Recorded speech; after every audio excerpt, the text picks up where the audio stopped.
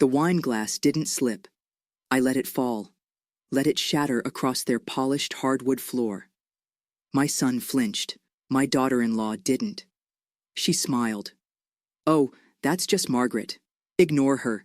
She gets dramatic." The table chuckled. But I wasn't being dramatic. I was calculating. Because the woman they just laughed off? She's the one who paid for that chandelier above their heads, the one who co-signed this house, and the one they forgot has access to everything. Tonight, I walked in as the family joke. Next time, I'll walk in as the woman who owns the punchline. Don't forget to like, subscribe, and share your story in the comments, because sometimes the ones they cast aside are the ones writing the ending. I used to think silence was strength, that if I just smiled, helped out, paid the bills, and didn't make a fuss, people would see me, respect me, love me. But silence didn't buy me love. It bought me invisibility. "Margaret, could you move a little to the left? You're blocking the light," Amanda chirped, adjusting the floral arrangement beside her. It was her birthday brunch, another elaborate affair at my son's house, funded mostly with my quiet help over the years. Caterers bustled around, the wine flowed, laughter bounced off the vaulted ceilings. I stood there, holding a platter of baked salmon I'd cooked myself, while Amanda waved me off like a server who had overstayed her welcome. I stepped back, watching her glide across the room in designer heels, her voice rising with laughter. She was radiant, a woman who knew how to command attention. My son, Brian, stood next to her, beaming with the same easy charm his father once had. They looked like the picture of success, a picture I paid for. No one asked how I was. No one offered me a chair. I hadn't even received a thank you for the meal I'd helped fund, or the $3,000 I had wired Amanda last week to cover a sudden plumbing emergency.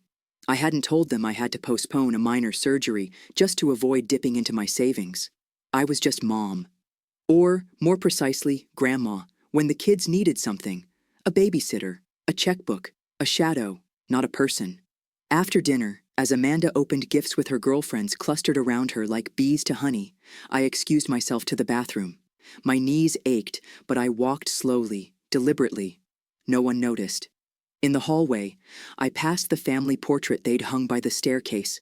There were 6 people in it: Brian, Amanda, the kids, Amanda's parents, and Amanda's sister.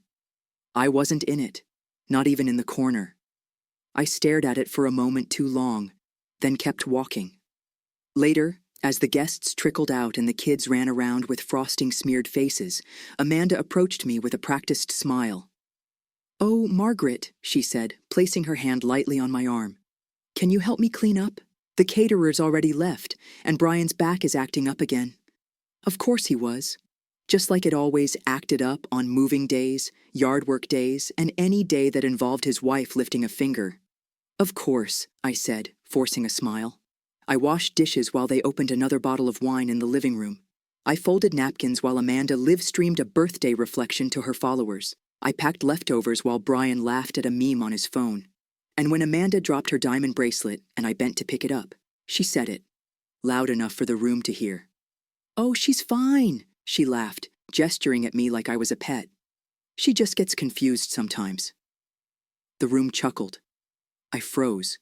Not because I was confused, but because in that moment, something inside me shifted.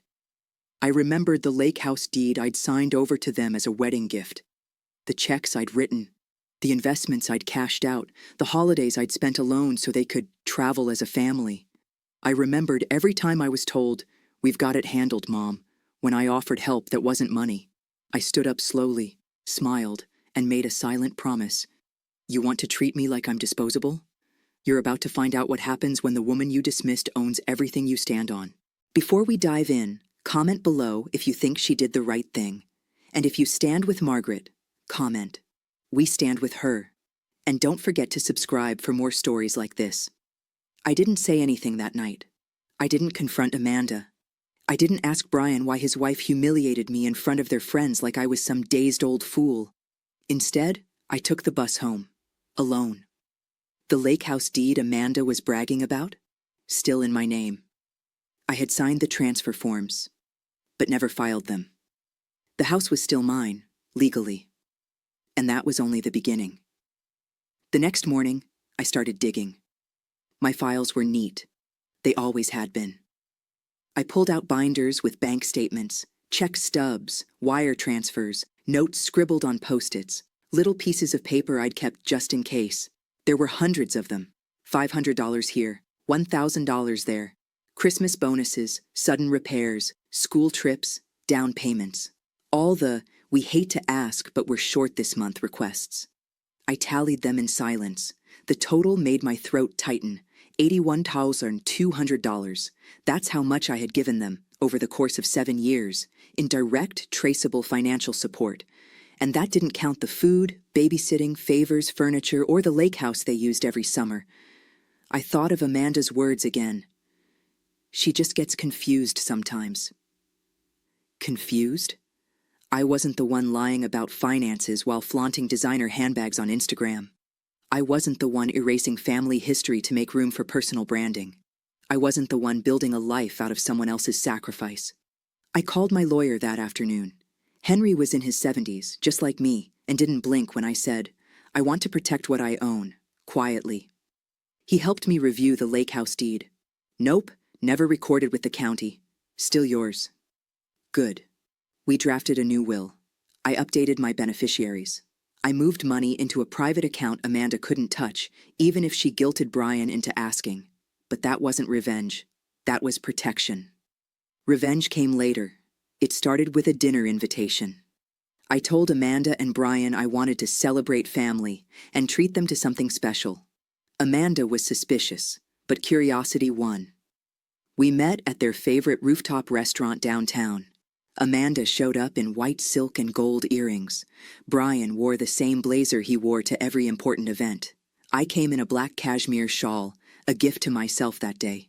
We ate, we toasted, we laughed. I paid. Then, as dessert was served, I smiled sweetly and pulled out an envelope. A gift, I said. Just a little something to say thank you. For everything. Amanda's eyes sparkled. She tore open the flap like it was Christmas morning. Then her face fell. She held up a photo. A grainy black and white image of the lake house. Confused, she turned it over. On the back. Still in my name. I suggest you vacate by April 1st. Brian blinked. Mom, what is this? It's clarity, I said. Since I tend to get confused sometimes. Amanda flushed deep red. You said the house was ours. I said it was a gift. I never said I filed the transfer. You never thanked me, by the way. You've been living in my home, spending my money, and humiliating me in front of guests. That ends today. You can't just take it back, she hissed, glancing around the restaurant. I didn't take anything back, I said, sipping my coffee. I'm just enforcing the truth. You were never the owner. You just assumed you were entitled. Brian looked pale. Mom, maybe we can talk about this. We will, I said. But first, I'd like Amanda to apologize. The silence was thick. Amanda laughed, but it was brittle, not charming. For what? Telling the truth? No, I said softly. For mistaking kindness for weakness. She didn't apologize. That was fine. Some lessons don't come with forgiveness. The next morning, Amanda and Brian were officially served, not eviction papers, but notification of ownership rights. I wasn't forcing them out, not yet. But I was informing them, legally, that the lake house was not, and had never been, theirs. I wasn't cruel. I gave them 4 months. Amanda took 3 days to respond. She sent a text. No greeting, no apology. Just, if you're trying to destroy this family, congratulations. I didn't reply. Instead, I drove to the lake house myself. First time in 2 years. The dock needed repairs. The guest bedroom smelled like mildew. There were crayon drawings on the hallway walls. But it was mine, and it felt like it. On the fireplace mantel, I found something strange. A family photo. Brian, Amanda, the kids, smiling in front of the lake at sunset. I wasn't in it. Neither was the dog I'd bought the children last Christmas. They'd edited me out, literally. That was the moment something inside me clicked into place. This wasn't just about money. It was about erasure. Amanda hadn't just wanted my support. She wanted my silence, my absence, my deletion. She didn't want a mother-in-law. She wanted an ATM with dementia. So I made my move. I began with the family trust. Years ago, I'd set it up with Brian as the primary beneficiary. Back then, I thought Amanda was just difficult, not dangerous. Now, I knew better. My lawyer helped me revise everything. The new trustee? My granddaughter Emily, just 13, but with the sharpest mind I'd ever seen. The trust would pay for her college, her first home, her future. Amanda's name? Removed completely. The next change came quietly. I began collecting statements, bank transfers, screenshots, messages, even voicemail recordings from Amanda asking for money in vague, emotional terms, but always implying consequences if I didn't comply. Then I met with my accountant. We did a full audit. Amanda had once said I was just confused. Turns out I was the only one keeping clear records. The total, $91,000 in cash, gifts, and non-reimbursed loans. Not counting the lake house, which was valued at over $600,000. That's not a gift. That's a pattern of exploitation. A month later, I filed a civil complaint. Not for revenge, for recognition. It stated clearly and legally that I had been financially manipulated under emotional duress, and that unless restitution began within 90 days, I would pursue full legal action, including eviction. The day Amanda received the letter, she went nuclear. She showed up at my door, no warning, no apology, just rage. "You're ruining your own son's life." I stood in my doorway, calm. "No," I said. "You did that when you decided my worth ended with my wallet." "You're old," she hissed. "You're alone. Who do you think is going to take care of you when you need it?" I smiled. "Not you." And then I shut the door. 3 weeks later, something unexpected happened. Brian came alone. No Amanda. He looked tired. Not angry, not defensive. Just tired. He sat at my kitchen table like a man who'd just woken up after a decade-long nap. "I read the documents," he said quietly. "I saw the transfers, the checks, everything." I waited. "She told me you offered, that it made you feel included." "I did offer," I said, until I realized the only thing I was included in was a spreadsheet. He rubbed his face with his hands. "I should have said something sooner." "You should have seen it sooner," I said. Silence again. "Are you really going to sue us?" I shook my head. "Not if she leaves. Not if you and the kids move into something reasonable. Not if you start over, with the truth." "And if we don't?" I looked him in the eye. "Then I'll burn down every lie she built, with paperwork." 2 months later, Amanda was gone. Brian filed for separation. Turns out she'd been hiding a second credit card, racking up over $30,000 in personal debt, all while telling Brian they were struggling. The day she left, she took the furniture, the flat screen, and her wardrobe. She didn't take the kids, she didn't even say goodbye to them. But she left me a note, handwritten, on the back of a bank receipt. "You win. Enjoy your lonely little empire." I laughed when I read it, because I hadn't won. I'd survived. I wasn't interested in control. I was interested in dignity. I didn't want to punish Amanda.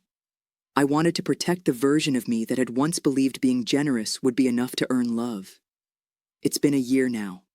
Brian and the kids visit every Sunday. No awkward silence, no tension. Just a man trying to fix what he broke. And 2 children who now see their grandmother as someone strong, not fragile. The lake house?